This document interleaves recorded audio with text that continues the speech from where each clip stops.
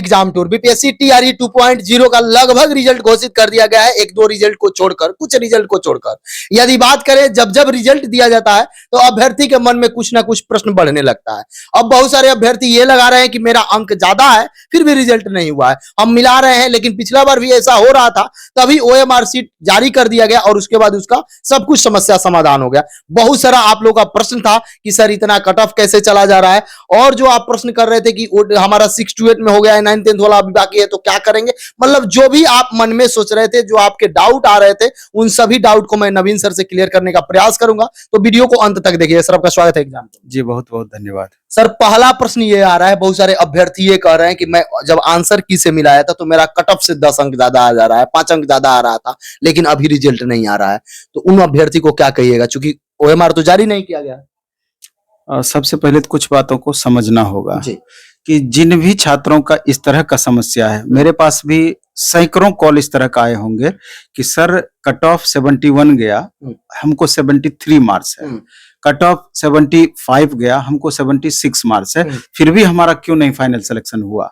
तो वो ऐसे कॉल लगातार से आ रहे हैं। तो अब सवाल ये उठता है कि इसका उपाय क्या है। जी।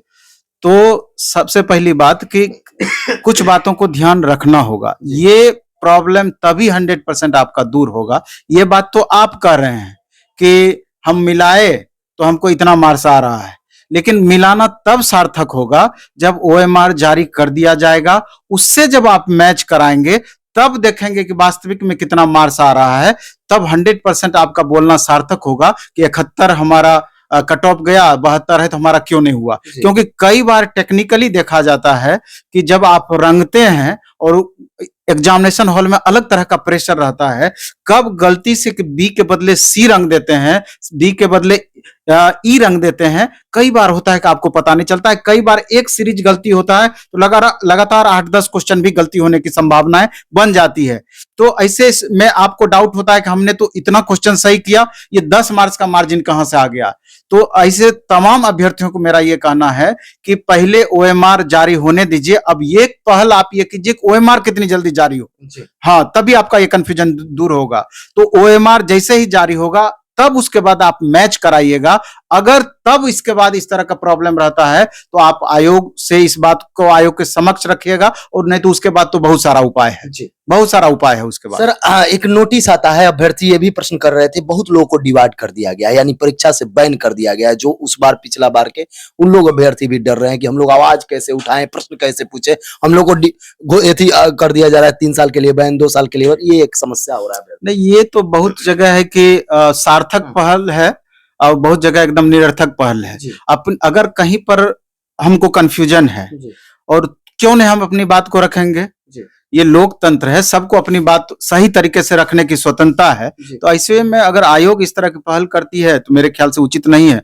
उसका आप सार्थक जवाब दें अपने वकील से या उस तरह के माध्यम से, एकदम उसको समझा जाएगा, कहीं कोई दिक्कत नहीं। आज का कट ऑफ देखे, आप भी कट ऑफ घोषित किए थे, बहुत लोग ये कह रहे थे कि कट ऑफ नहीं घोषित किया जा रहा है, लेकिन जो भी कट ऑफ आप एक संतुलित ढंग से, संतुलित कहने का अर्थ हुआ कि जो अभ्यर्थी बताए थे, जो अपना बताए थे कि इतना अंक आ रहा है, पोल किए थे, उसके अनुसार किया गया था, तो कुछ सही हो रहा है। जैसे कट ऑफ पहले भी हम चर्चा किए कि कई बातों पर निर्भर करती है। अभी जैसे आप देखेंगे कि 9th 10th एसएसटी का कट ऑफ मेरे सामने रखा हुआ है, और 11th 12th हिंदी का कट ऑफ मेरे सामने रखा हुआ है, ज्योग्राफी 11th 12th का कट ऑफ रखा हुआ है, और हमने जो कट ऑफ जारी किया था वो रखा हुआ है। तो कट ऑफ पर दावेदारी मेरे ख्याल से एकदम उचित नहीं है। ये अपना अनुभव की बातें रहती है कि किस हिसाब से आप कट ऑफ तैयार करते हैं, जो कि कट ऑफ आपका मैक्सिमम संतुष्ट करता है या मैक्सिमम नजदीक तक पहुंचता है। क्योंकि कोई जरूरी नहीं कि हम कट ऑफ दे देंगे तो 100% वो सही होगा, ये कोई जरूरी नहीं है। आपका अनुभव कितना है ये इस चीज को दर्शाता है। तो कई सब्जेक्ट में मेरा कट ऑफ गलत भी हुआ है, लेकिन मैक्सिमम में कट ऑफ आपका एग्जैक्ट गया है। जैसे उदाहरण के तौर पे आज की बात हम करते हैं, आज आप देख रहे हैं कि एसएसटी का 9th 10th का कट ऑफ जारी किया गया है। आप देखें कि यूआर का कट ऑफ 83 है। अब ये देखिए मेरा ये पहले का कट ऑफ बनाया गया है। यूआर मेल का कितना कट ऑफ है? 83 से 85। तो इसका लोअर लिमिट 83 से 85 हम दिए हैं, यहाँ पर 83 आपका कट ऑफ है। यूआर फीमेल का देखिए 75 से 77 हम दिए हैं, 73 से 75, यहाँ कितना गया? 76 गया है, 1 मार्क्स का मार्जिन रहा है। ईडब्ल्यूएस में देखिए 78 कट ऑफ गया है आयोग के द्वारा, और हमने 77 कट ऑफ दिया है, 1 मार्क्स का यहाँ भी मार्जिन रहा। तो इसके अलावा आप देखें ईडब्ल्यूएस फीमेल का 71 कट ऑफ दिया है, यहाँ 72 कट ऑफ रहा है। एससी में देखिए 68 कट ऑफ, हमने 68 से 70 दिया है, एकदम एग्जैक्ट मैच किया है। एससी फीमेल में देखिए हम 62 दिए हैं, यहाँ 60 कट ऑफ आया है। तो लगभग आपका ईबीसी में देख लीजिए, तो ईबीसी में भी 69 लगभग 77 है, तो यहाँ थोड़ा सा मार्जिन है। तो मतलब कट ऑफ लगभग आपका रीचेबल है। 100। एक बार आयोग के द्वारा भी सर्वे कराया गया था, तो वहां पॉइंट से हुआ था, आप सर्वे कराए तो 1 अंक से हुआ, कहीं कहीं 1 अंक से हुआ। अब जैसे और दूसरे पेपर की हम बात करें तो थोड़ा सा और बातें समझ में आएगी। जैसे कि ये कट ऑफ आपका, 1 मिनट, ये कट ऑफ हिंदी का है, 11-12 का आज जारी किया गया है। अब देखिए हिंदी का कट ऑफ यूआर का हम दिए थे 70 से 72, आपका कितना आया है? 72 कट ऑफ आया है, तो लगभग ये आपको मैच किया है। इसके अलावा ईडब्ल्यूएस का देखिए 65 कट ऑफ है, ईडब्ल्यूएस का हमने 63 दिया था, 2 नंबर यहाँ पर आपका कम हो गया। तो इसी तरीके से बीसी का देखिए 65 है, तो हमने बीसी का 63 से 65 दिया था, तो 100% मैच है। तो इसी तरीके से अब ज्योग्राफी का अगर हम बात करेंगे, इसमें ज्योग्राफी का कट ऑफ का, तो यहाँ पर आपको देखना है कि ज्योग्राफी का कट ऑफ हमने क्या दिया, क्या रहा। ज्योग्राफी का कट ऑफ आप देख लीजिए, ज्योग्राफी का कट ऑफ यहाँ यूआर में 68 है, हमने 66 से 68 दिया है। आप देख लीजिए ईडब्ल्यूएस फीमेल में 59 है, ईडब्ल्यूएस फीमेल में 55, लगभग 1 नंबर का मार्जिन रहा। हाँ, तो लगभग 1 नंबर का मार्जिन, तो ऐसे ही होता है। तो लगभग कट ऑफ समकक्ष है। तो ये तो अब कट ऑफ का कोई मतलब नहीं रहा, अब तो सबका रिजल्ट आ गया, दूध का दूध पानी का पानी हो गया। सर 1-2 प्रश्न है अभ्यर्थी का। अब ये सोच रहे हैं, जिस तरीका से बताया भी जा रहा है, अतुल सर ट्वीट भी किए कि आपका रिजल्ट अभी संभावित है कि कोई अपर में आ सकता है, यानी 11-12 या जो सब्जेक्ट का अभी नहीं दिया गया उसमें आ सकता है। तो आप वेट कर सकते हैं, जब रिजल्ट सब आ जाएगा उसके बाद ही आप जाए काउंसलिंग या वेरिफिकेशन कराने। तो उसमें तो वो किसी एक सीट पर जाएंगे, एक सीट पर उनको करना है, तो इस बार तो ज्यादा सीट खाली रह सकता है, सप्लीमेंट्री रिजल्ट ज्यादा आ सकता है क्या? जैसे कि अभी आपको मोबाइल आधार से लिंक होना चाहिए, ओटीपी वहां पर आता है वेरिफिकेशन में। तो अगर आप एक बार वेरिफिकेशन करवा लिए, ओटीपी जनरेट हो गया, तो वहां आपका लॉक हो जाएगा।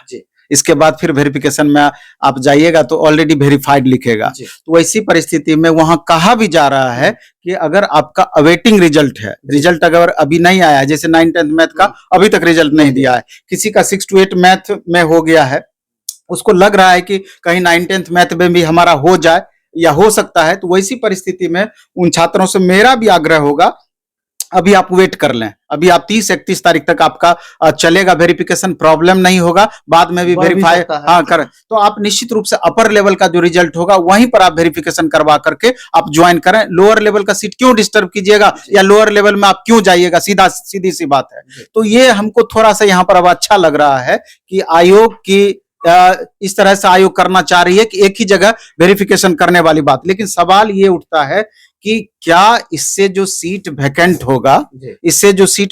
होगा, वास्तव में सभी को सप्लीमेंट्री रिजल्ट में शामिल किया जाएगा और किया जाना चाहिए। अगर किया जाएगा तो कम से कम 10 से 15 हजार स्टूडेंट को, उससे ज्यादा स्टूडेंट को फायदा होगा। क्योंकि आप 6 to 8 की बात ले लीजिए, 6 to 8 का लगभग 50% स्टूडेंट या उससे भी ज्यादा 9-10 में भी हैं और 11-12 में भी हैं, और 30% ऐसे स्टूडेंट का रिजल्ट तीनों जगह होगा, 30% से ज्यादा तीनों जगह होगा। तो आप जोड़ लीजिए कि 30% 10,000 से ऊपर चला गया सीट।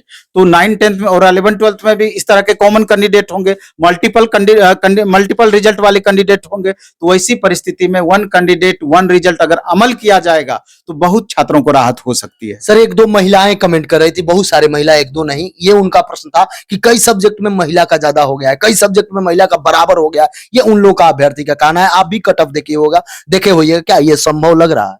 देखिए, आयोग को आगे बढ़ करके इस सवाल का जवाब देना चाहिए, क्योंकि हमको लगता है कि प्राइमरी और अपर प्राइमरी में 50% महिलाओं का रिजर्वेशन है। इसके बाद टीजीटी पीजीटी में 35% महिलाओं का रिजर्वेशन है।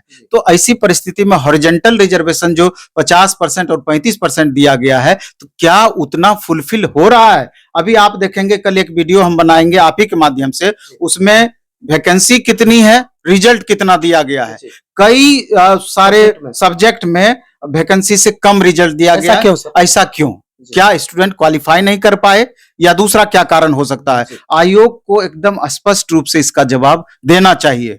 और अभ्यर्थी इस जवाब का इंतजार कर रही है, क्योंकि जिन अभ्यर्थी का 1 नंबर 2 नंबर 3 नंबर से नहीं हुआ है वो एकदम बेचैन है। बेचैन क्यों ना हो, क्योंकि वो लगातार मेहनत किए हैं। जब प्रतिफल की बारी आई तो उनको लगता है कि मेरे साथ उचित न्याय हुआ, नहीं हुआ, कुछ सीटें कम रिजल्ट दिया गया है। तो यहाँ पर उनको स्पष्ट करनी चाहिए, और इस बात को तो एकदम स्पष्ट करनी चाहिए कि आखिर दोनों का कट ऑफ बराबर कैसे जा रहा है, मेल और फीमेल का, या एक अंक मात्र कैसे कम, जो भी है इस तरह का कंडीशन, या कई जगह महिलाओं का कट ऑफ ज्यादा बताया गया है पुरुष से। तो इस तरह की परिस्थिति कैसे उत्पन्न हो रही है, ये समझ से परे है। या हो सकता है कि मेरा समझ वहां तक नहीं पहुंच पा रहा हो, मेरा समझने का शक्ति वहां तक नहीं हो।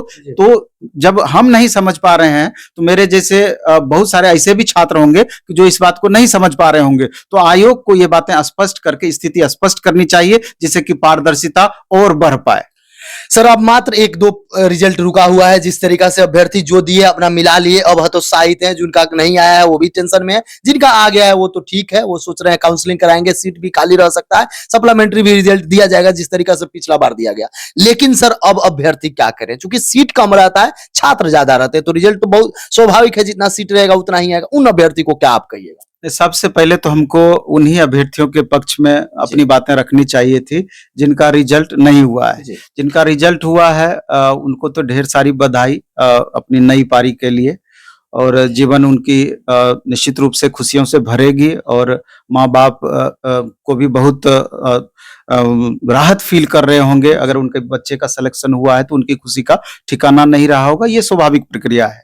लेकिन जिन छात्रों का चयन कुछ मार्क्स से छूट गया, नहीं हो पाया, तो उन छात्रों को हम कहना चाहते हैं कि हतोत्साहित बिल्कुल नहीं होना है, और इसको निगेटिव वे में भी नहीं लेना है, अन्यथा नहीं लेना है, बल्कि इस पहले तो खुद का एवेल्यूशन करना है, सेल्फ एवेल्यूशन, कि आखिर कहाँ कमी रही जिसके वजह से हमारा रिजल्ट नहीं हुआ। क्योंकि कई सारे कारण हैं। कई बार आप देखेंगे कि अभ्यर्थी बताते हैं कि एग्जामिनेशन हॉल में जाने के बाद पता नहीं हमको क्या हो जाता है, मेरा मानसिक संतुलन अलग हो जाता है, जिसके कारण 2 4 5 गलती हम ज्यादा कर बैठते हैं। यहाँ अगर एक गलती जान करके आप कर दिए तो उसका कोई उपाय नहीं है, आप बाहर हो सकते हैं।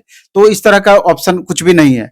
तो इन सब गलतियों पर फोकस करना होगा, या कोई सब्जेक्ट में कमी की वजह से मार्क्स वहां पर आपका कम आया है तो उस सब्जेक्ट पर फोकस करना होगा। टीआरई 3.0 अगस्त में गारंटेड है कि आपका वैकेंसी आएगा अगस्त में, तो और उसके बाद के अगस्त में आएगा कि नहीं आएगा इसकी गारंटी नहीं है, क्योंकि 2025 में इलेक्शन होना है। इसलिए 8 महीना लगभग आपके पास समय है। तो अगर संभव है तो अभी से एकदम पूरा जी जान आप लगा दीजिए, एक सीट अपना पक्का करने की कोशिश कीजिए। हम तो हमेशा कहते हैं कि कर्म की प्रधानता होती है। अगर आप ईमानदारी पूर्वक मेहनत करते हैं, इस बार नहीं हुआ लेकिन अगली बार आपका श्योर होगा। कहते भी हैं कि बार बार गिरकर उठता है, उठकर कदम बढ़ाता है, मंजिल की छाती पर अरा वही वीर लहराता है।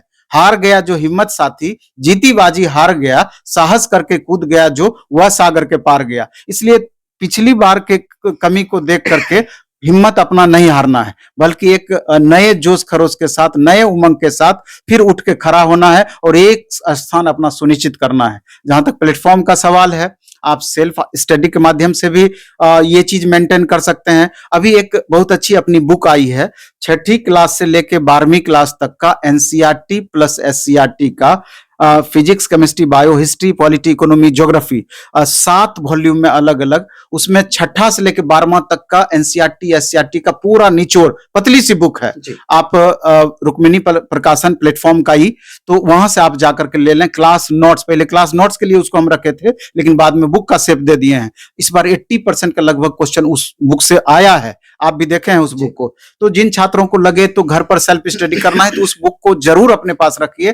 पहले आप जाकर बुक स्टॉल में उसके कंटेंट को देखिए, अच्छा लगेगा तो लीजिए। हम प्रचार करने वाली बात नहीं है, जो हम खुद तैयार किए हैं उससे रिलेटेड तो हम बोल ही सकते हैं, बता सकते हैं कि उसमें क्या है। इसके अलावा 5 तारीख से हमारा 5 जनवरी से स्पेशल एस्टेट के लिए भी और टीआरई 3.0 के लिए भी अलग अलग पेपर की बैचेज स्टार्ट होने वाली है। जो ऑनलाइन जो दूर में रहते हैं, प्लेटफॉर्म बाय नवीन कुमार सिंह ऐप पर देख सकते हैं, और पटना जो रह करके 6 महीना मेहनत कर सकते हैं तो यहाँ पर भी आकर के मेहनत कर सकते हैं। जो भी एग्जाम दिए हैं वो अपना सारा समस्या जानते हैं। जो भी आप कमेंट किए थे उस पर मैं सर से चर्चा किया। इसके बावजूद भी बीपीएससी टीआरई 2.0 में कोई समस्या हो तो आप जरूर कमेंट कीजिएगा, अगला इंटरव्यू में जरूर शामिल करूंगा।